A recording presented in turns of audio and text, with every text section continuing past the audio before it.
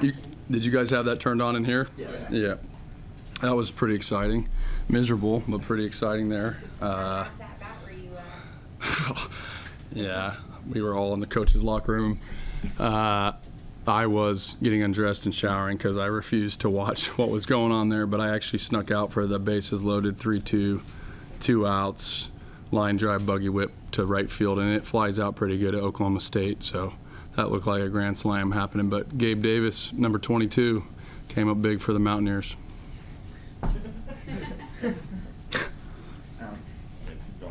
That your opening statement, or do you want to get more about tonight's game or whatever, just that season in general? Oh, I don't care. But I think tonight's game obviously had an opportunity to go win an outright title, and there's a million different circumstances. And we addressed the team before this series. And when we talked about goals for the season, we never once mentioned a Big 12 regular season title. We talked about gelling together as a team, playing clean baseball, competing every inning, and we said the end goal and the only thing that actually matters in this is winning a national title, and that's what we're here for, and that's what we're going to do. And we said that we're never going to discuss that again. So we wanted to go set on a mission to really trust the process and get better day by day. And there's only one team that wins this whole thing. So every year there's about 305 Division I teams, and there's one successful team. And you have to be okay with that as a player and a coach. But all the other things that go along the way are really fun and they're exciting and you want to accomplish them. But we didn't talk about that. So I just tried to hold our team accountable to remembering what we talked about. And those were all those process-oriented things that had an opportunity to make us great long term. It certainly felt I don't know if it's coincidental or it feels like our team was trying to hold on to something to play for a title to win. We hadn't played our best baseball, but that's not 100% true. I think there's been areas that have been our best, but we haven't done them all together. For example, at Kansas State, we played really, really great offense, and we had some huge hits and some awesome at-bats. Tonight, we had a starter in Griffin Kern who was outstanding. He threw over 120 pitches and held one of the best offenses in the league to 2 runs. And so I don't think I'm disappointed in anything individually. It's just not everything has come together. But when you win 40 games and you win an outright title and you set a regular season wins record and everything's gone your way, there's been a lot of games where everything came together for us. And then when it hadn't, we found ways to win. Recently, we hadn't won as much as we did. We were winning at maybe an 80% clip there for a while. So, but if Griffin Kern can do that, our offense is probably going to have success over the course of the long haul because we score 9 runs per inning. So I told Griffin after the game, hey, I feel like he may be the least rewarded pitcher on our staff because he's pitched so well and hasn't always walked away with the win for the Mountaineers. But what he did today was heroic and probably will have a huge impact on this series. Being able to put their closer in the game for 2 innings is a really big deal. So he was able to keep the game very, very close. And so a lot of great things happened today. Skylar King made an incredible play that took a run off the board. Kyle West made a huge play down the left field line for a catch. The next evolution for our team is to win games when you're trailing late. Good teams find a way, especially at home, to walk somebody off or to build a big inning. Our at-bats in the last inning were not good enough, and so we need to be able to find a way to win games late. That's what good teams do. When you win as many games as we have, you're not normally trailing, and we haven't done that very often, so we need to learn how to do that. That's my long opening statement. Coach, it's quite possible over the course of your coaching career you may win 10, 20, 30, conference championships. This being your first. I hope so. Well, sure. I don't want to predict the future.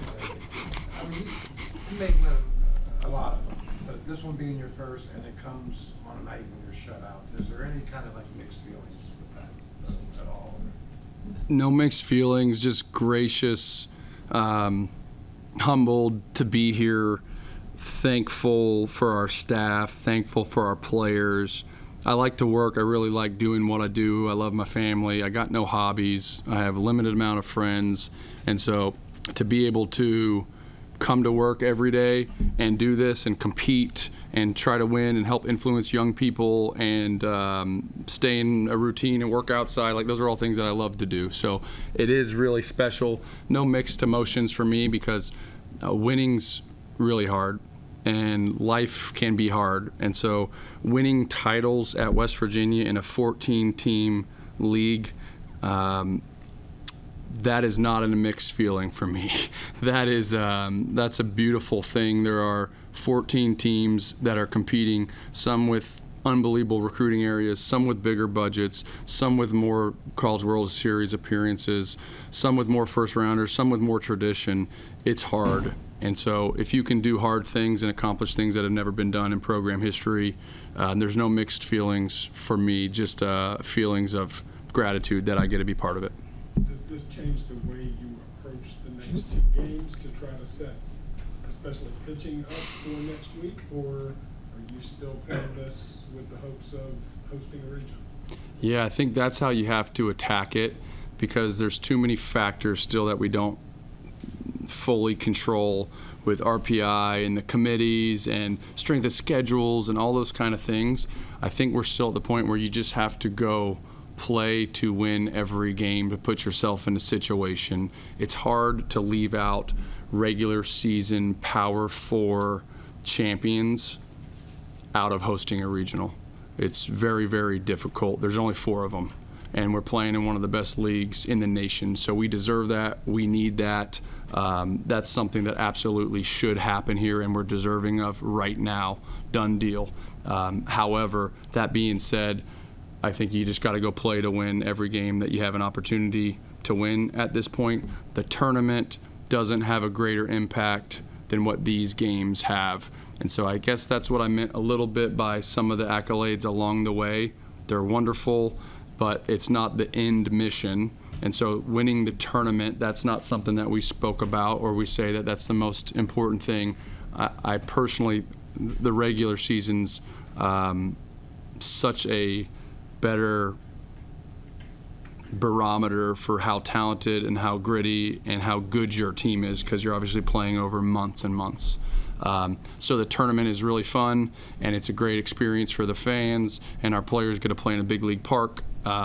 But to set up for that is not what we're doing. If anything, you would make sure that you're healthy and set up for a regional tournament. Based off your limited time in the clubhouse tonight, how did it compare amongst the players compared to the trip back from Austin? I wasn't with the players, so after the game, I just told them, like, this is where we're at. We have an opportunity to win a title if somebody else wins a game, and most of them are aware of that, but you'd be surprised that I guarantee there are some guys that didn't know that on our team, because we are hyper-focused on what we're doing and how to get these guys better. And so, like, we hammer it. Like, culturally, we hammer that. There is nobody else. It's about us and controlling what we do. And so I was with Kyle West last night doing the radio show at Mountain State Brewing Company, and he didn't know that we needed one win for a championship, or that if Arizona State lost, we'd win a championship. He legitimately didn't know that. And I'm a little bit proud of that, because, like, newsflash, having 18 to 22-year-olds playing harder doesn't mean you're going to play better. Like, just because you want something more doesn't mean that you play better in competitive sports. It's actually usually the opposite. So if you go about your business, these kids love to play baseball. They're committed to playing. They're committed to the university. So you want them to play free and easy. But it's certainly got around the locker room, like, we're playing for titles. Like, they understand that. But with Austin, I would say very different deal, because we needed to win a game for an outright championship, so we just won an outright championship, so very, very different. But you can feel tonight, I felt like the offense got outside themselves a little bit. And so was it because there was a lot on the line with the title? I can't say that for sure, but we definitely swung at more balls and chased more pitches than we had recently. But we were also playing for a title at Kansas State, and we swung it great. So I think it's easy, to maybe identify what's happened around you for the reason, but I don't think that's necessarily concrete. it's fun for me as a coach. You look back at some of these games that we played, and there's been so many amazing regular season games, and it's like, man, that game 3 at Texas Tech, or after the first game at Tech, winning that second one after things weren't going our way with the weather delays and those kind of things. BYU trailing 15-7 and coming back and winning that ball game. We dodged wildfires in Stillwater and changed hotels, and then played a 1-game series against Oklahoma State and won a game. So it depends on how you slice it, but if you've been around like you guys have the entirety of the season, it's like that Oklahoma State game that we opened the season with, that just won the Mountaineers a title. Coming back down 15-7 against BYU and showing what the team's made of, that just won the Mountaineers a title. And so those are the moments for me that you're proud of. Is there anything you got to do differently to get back to how you were hitting at Kansas State, considering you got shut out tonight? Is there anything you got to do differently in preparation for tomorrow, or are you just the same mindset going through it all? I think we need to make some adjustments. I think we chased outside the zone, and today their starter, he's great. He's a really good pitcher. He was a preseason Big 12 pitcher of the year, so that guy's a stud. And so studs can beat you occasionally, but we swung at pitches that were elevated in the zone. There's fastball, and then we chase sliders down pretty consistently. And so it's really sometimes hitters, when they want to be good or they want to make an impact for the team, they can start kind of getting in swing mode. And so you just have to make sure that we're very calm and we stick to our approach. So every pitcher that we face, we have some sort of approach going into the game, how to beat him, and I felt like we got outside of our approach today. Decision to go back to Gavin tomorrow instead of Chase, what all goes into that? Gavin had been kind of the routine starter throughout the majority of the season, and he had an injury that prevented him from starting, so that's why Meyer got the start. And then it so happened that we lost the series, and it was both, we were winning both of those games that we lost against Kansas State, and so we felt like maybe a little bit depleted on the bullpen side of things. Chase really likes the moment. He thrives off of the moment, the excitement, the energy, and we felt like he'd be in a good place to get back to the bullpen. And when you start playing these games late, you usually need some firepower. So you can't have like light throw and strike throwers in there against the best teams in the country. You have to have somebody end somebody. And so Chase's walk rate is too high, but his strikeout rate is ridiculous. So his ability to punch somebody out in those moments, it makes all of us want to drink during the games sometimes. But he's been so good, and he handles the moment, and he's been electric, and so we really trust him. Truthfully, we trust him, and we built that trust in the bullpen. So when I talked to him about wanting to potentially going back to the bullpen, he was excited. I saw in his eyes that there was no worry about him going to the back to the bullpen. It looked like he was actually pretty thrilled to do it. So that was a decision we made. Coach, you kind of went through different parts of the season there a few minutes ago. These last 9 or 10 games, you're right, there's been moments where things have looked good and worked pieces here and there. Overall, though, the results are probably, the walk-offs and whatever tonight. Concerned, peaks, valleys, what's the state of affairs, I guess? Never concerned, because these are the guys that you've worked with the entire year. The team is the team. Those are the dudes. And so I don't think you ever get concerned. It's always just a focus on how to get better and to get guys in a better place. And so, every off day you're watching film with guys and you're making adjustments and you're trying to crack the code. That's what we do day in and day out. It's you're trying to crack the code and figure out the puzzle and get guys in the right place. And so with every team, you see runs, and you see guys get cold, and you see guys kind of go lukewarm, and then you see guys get super hot. And even teams that win national titles, sometimes they're bad regular or average regular season teams, and they get hot. And so I think every pitch and every at bat and every game is that opportunity to get hot again. I think we have a 14-game win streak and a 13-game win streak, and so it's not reasonable to be that hot consistently. So I told the guys in the locker room today, I was like, I think we needed to get blanked. I think we needed to put up a 0 because, like, once you hit rock bottom, like, the objective of our game is to score runs. You have to score more runs to beat the opposing team. So by getting blanked, maybe, like, we kind of start anew. Maybe we can get cooking a little bit. But yeah, I wouldn't say concerned. More find a way to change the mo. What do you see with Sabe right now? Is he getting good at bats and just not working for him? Or?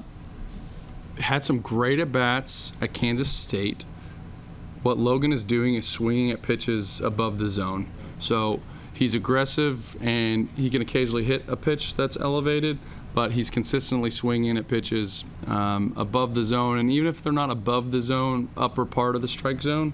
And he's on his backside a little bit, swinging at elevated pitches, and he's swinging and missing. Tonight he had a strikeout on a fastball up in the last inning, and he had a strikeout on a slider up as well. So literally right after the game, I was like, we got to make an adjustment. We got to imagine that there's a brick wall, you know, at our chest, and that you're hunting for everything under that zone. But you got to make an adjustment because he's actually he's a plate discipline guy that is probably a little over eager to hit. He should be a really high walk guy because he's shown that elite level plate discipline, especially in the fall. This spring he's been a little bit aggressive, but he's one of those guys where you're kind of like, if we could get him in the right place, he's as good as anybody. He really can carry teams, but we got to make that jump. Coach, if we were to tell you when you were hired to be the head coach that you'd win a big title in your first year, you're 1 win away from a school record in that category, how would you respond to that? Sign me up. I'm being on that. Yeah, I was. It's incredible.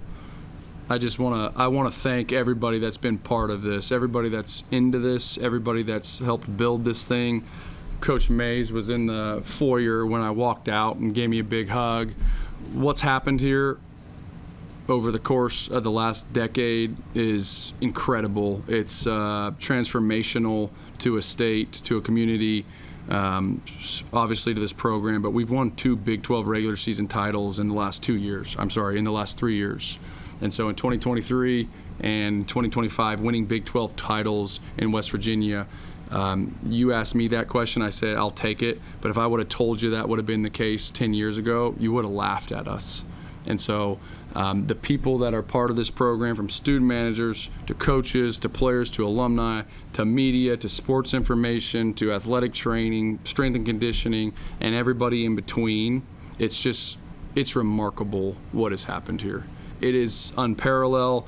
There's no other program in the country that, if you look over the last 10 to 15 years of where it started to where it is now and what's being accomplished, this is the fastest and greatest growth of a program in the nation, bar none.